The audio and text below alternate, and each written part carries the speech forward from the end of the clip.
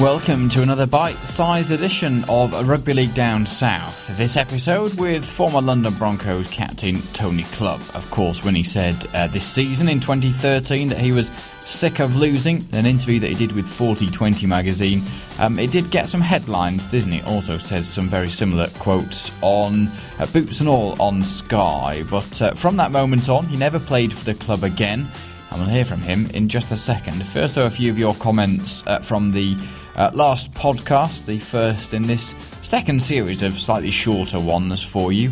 As ever, email rldownsouth@gmail.com, or you can tweet at Ian Ramsdale. So email rldownsouth@gmail.com or tweet at Ian Ramsdale.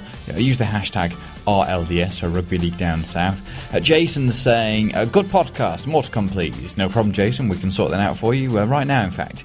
Also, one of the best podcast reviews that I think I've ever received from 50% Clever on Twitter, saying, I've already downloaded. The only thing that can get... Here we go, here's the quote. The only thing that can dull the boredom of a dog walk in the rain, which I'm certainly going to use when selling the podcast to people in the future. The only podcast that can dull the boredom of a dog walk in the rain. 50% Clever. Thank you for your tweet. Gavin saying on Twitter, I heard the words Brentford and Griffin Park mentioned last week in regards to the future of the Broncos. Yes, I heard that rumour too. As far as I can work out, it was only a rumour. Brentford, although considered initially as an option, was ruled out, I think, because Brentford didn't see it as a viable option for the future for them. They do, I think, want to share with someone in the future when they do move to their potential new stadium, which has been talked about for many, many years now. But I think, is it Wasps that were the favourites to move into there, although...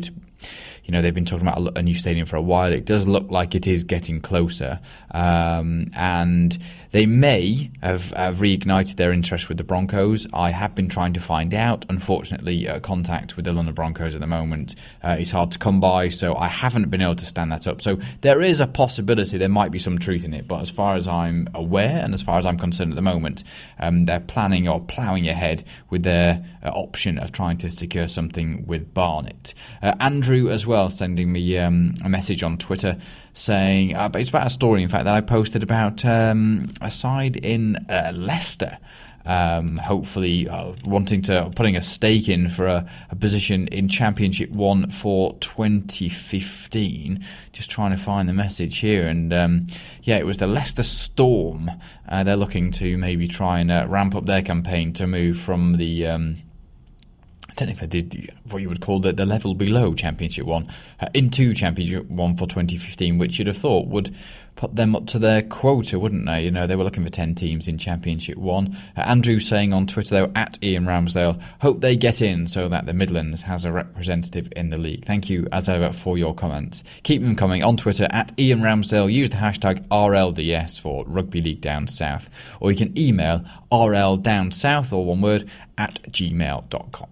Now on to Tony Clubb then. He was sold to Wigan for a fee, along with Dan Sargentson, who was also under contract. But I spoke with him when the deal was announced. Okay, it was quite a while ago now, but this is certainly worth listening to. Here is the former London Broncos captain in Tony Clubb. It's overwhelming, to be honest. It's nice that Wigan come along and they've signed me for 4 years, and it's like I said, it's overwhelming, but it's exciting at the same time. Like we just said, they've won a grand final, won a Challenge Cup, so it's bigger and better things. So it's I'm looking forward to getting up there and getting amongst sort of training and being with the lads, and I just can't wait. Is this something you ever dreamed of, or did you always think you'd achieve things in the game with London? I'd always wanted to, like London was my hometown, and it was sort of circumstances that have come about, and I've now moved to Wigan, and that's through London I got to play for England, and I made 150 appearances for London, so it's just hope I can do that for Wigan, and hopefully win some medals and some more England caps for Wigan. In the statement that Wigan Warriors released when they signed yourself and Dan Sargentson, the quotes there were both saying, thank you to London for everything they've done. Do you feel, if Broncos weren't there, let's put it straight, you wouldn't be signing for Wigan now? No, that's it. So I owe a lot to London and the people there. I said I'm thankful for what they've done for me as a player and as a person. I won't forget that. But like I said, things have happened, times have changed, and like what you said, if London wasn't there, what would have happened? But thankfully they were, and I was at the right time at the right place, I think.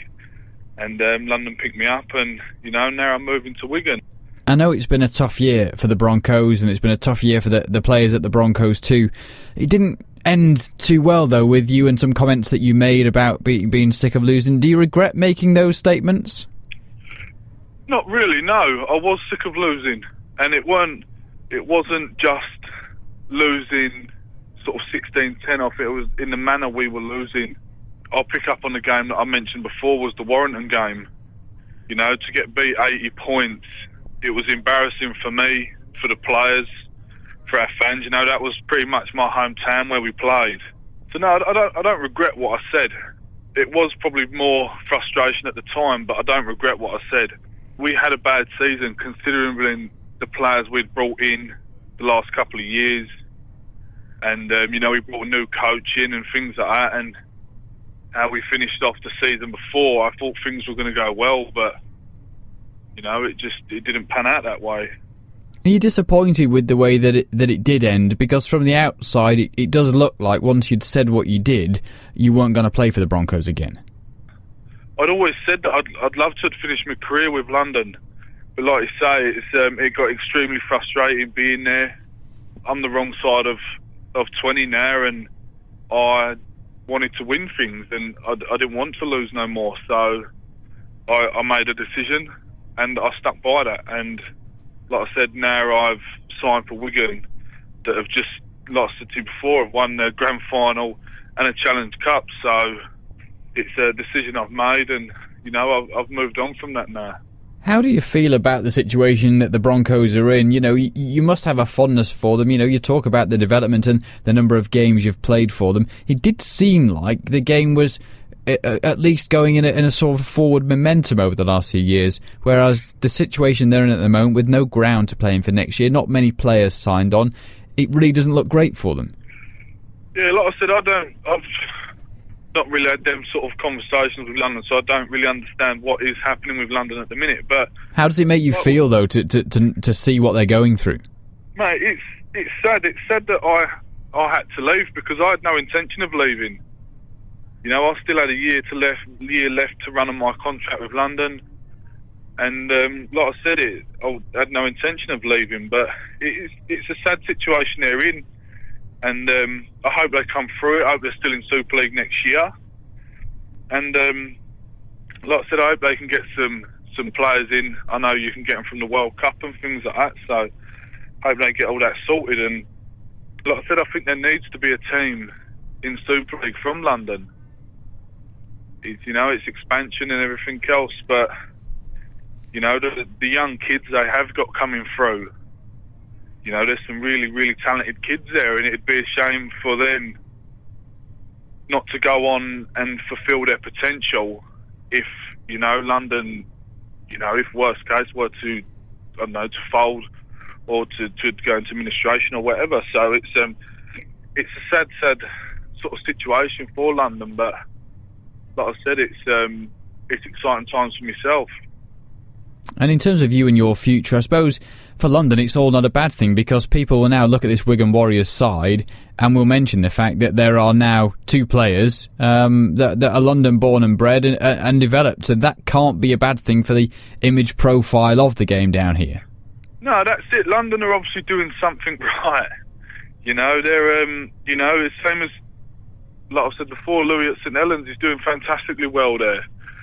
And with me and Sargi going to Wigan there, so they're obviously doing something right underneath. Like I know Phil Jones, I've said it before, he does a fantastic job there, and he sorts all that out, and he's a fantastic bloke, but they're doing something right. Like I said, there's James Woodburn. I could go through many and many kids that have come through and are going to go on to do special things, and they will keep turning out.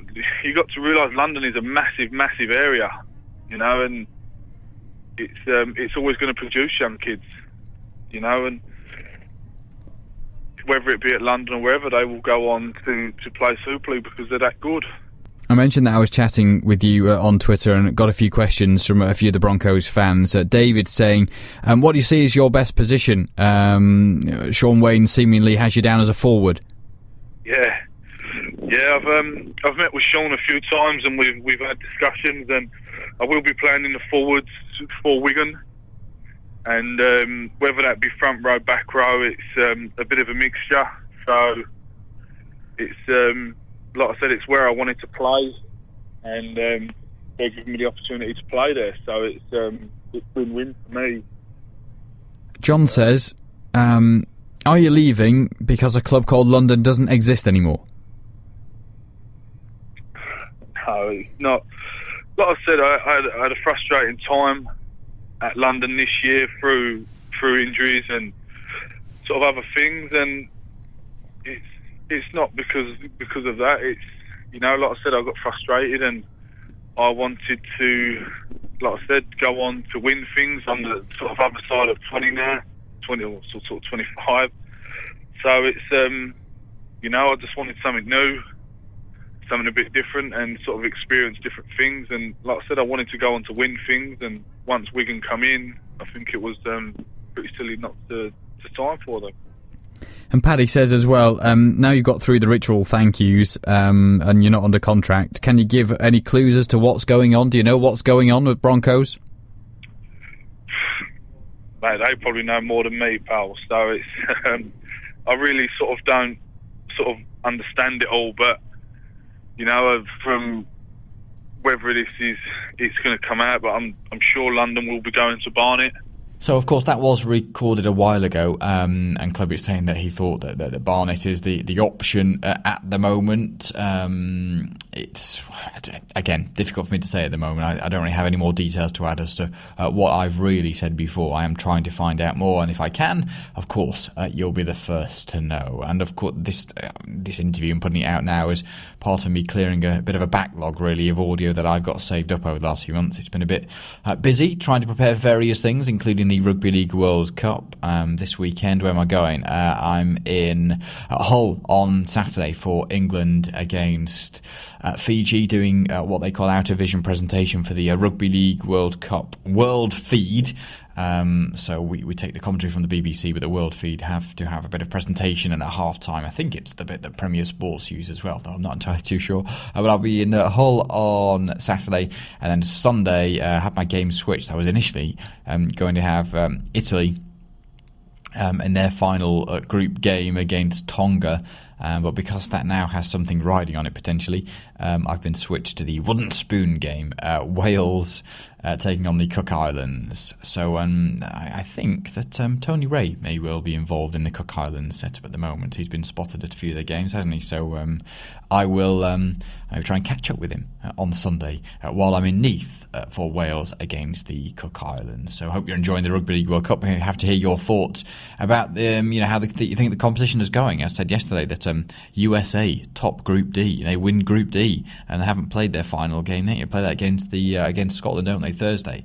But amazing. Who'd have thought that? Who had that on their coupon at the start of the Rugby League World Cup? Fantastic entertainment that there's been in the competition, and great to see packed out stadiums. I'm not going to say massive crowds, because some of them, compared to other sports, haven't been massive. They've been big compared to rugby league, certainly, which is absolutely great to see.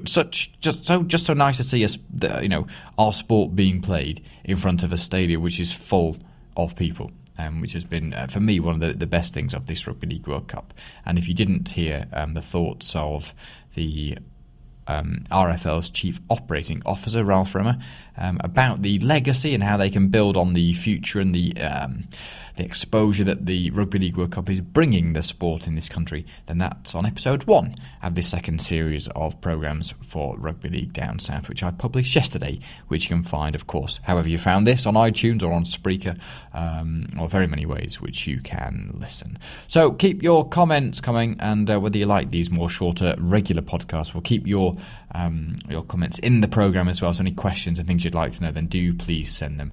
Although I can't promise that I'll do you a podcast every day, which I have done for the last couple of days. But thank you for subscribing, thank you for listening, and I'll be back soon with another one, and maybe something a bit more new and fresh as well, something up the sleeve.